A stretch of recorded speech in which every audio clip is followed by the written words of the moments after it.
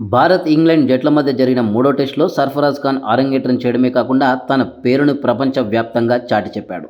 రాజ్కోట్లో సర్ఫరాజ్ అద్భుత ప్రదర్శనతో debut మ్యాచ్లోనే 2 ఇన్నింగ్స్లోనూ half సెంచరీలు సాధించాడు.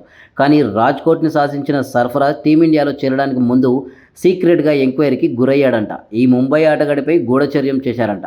సర్ఫరాజ్ విషయంలో ఇదంతా చేసింది మరెవరో కాదు, టీమిండియా కెప్టెన్ రోహిత్ శర్మ అని తెలిస్తే షాక్ అవ్వాల్సిందే. ఆసక్తికరమైన విషయం ఏమిటంటే ఈ విషయాన్ని రోహిత్ శర్మ కూడా బయటపెట్టాడు.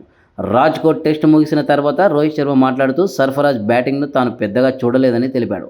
అయితే ముంబైకి చెందిన కొందరు ఆటగాళ్ల నుంచి సర్ఫరాజ్పై ప్రశంసలు వచ్చాయి. క్లిష్ట పరిస్థితుల్లో పరుగులు చేయడంలో, భారీ స్కోర్లు చేయడంలో సర్ఫరాజ్ నిపుణుడని వాళ్ళు చెప్పేవారు. అతనికి ఆడే స్వేచ్ఛ ఇస్తే ఈ పనిని అతని మరింత ఈజీగా చేయగలడు అని సర్ఫరాజ్ గురించి విన్నాను. అతని ఆట గురించి తెలుసుకున్న తర్వాత అతని స్వభావం, శైలిని తెలుసుకోవడం ప్రారంభించాను అని రోహిత్ తెలిపాడు. అతని వ్యక్తిత్వం ఎలా ఉంటుందో తెలిసి నేను ఆశ్చర్యపోయాను. నేను అనుకున్నట్లుగా, చూసినట్లుగా, విన్నట్లుగా రాజ్కోట్ టెస్ట్లో సర్ఫరాజ్ ఖాన్ సరిగ్గా అదే విధంగా కనిపించాడు. అతను పరుగుల కోసం అద్భుతమైన ఆకలిని కలిగి ఉండటమే కాకుండా నిలకడగా భారీ స్కోర్ చేయాలనుకునే బ్యాట్స్మన్గా నాకు అనిపించాడని ఏకంగా టీమిండియా కెప్టెన్ రోహిత్ శర్మ ప్రశంసలు కురిపించాడు.